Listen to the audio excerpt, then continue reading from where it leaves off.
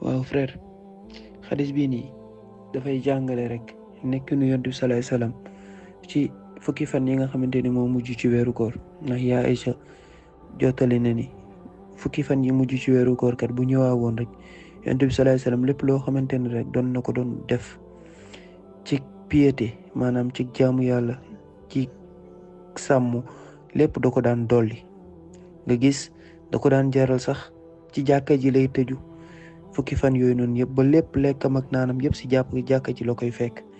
muy taxawal julli, di yee nit yi, di soññ nit yi ngir ñu gën a mën a nekk ci jaamu yàlla, ngir fukki fan yi nga xamante ni kat ci la laylatul xadr nekk, guddi gi nga xamante ni kat borom mi moo ne xayrun min alfi shahr, ay weer boo leen boolee guddi googu moo leen gën. yàlla ñu ko borom bi subhanahu wa taala xamalal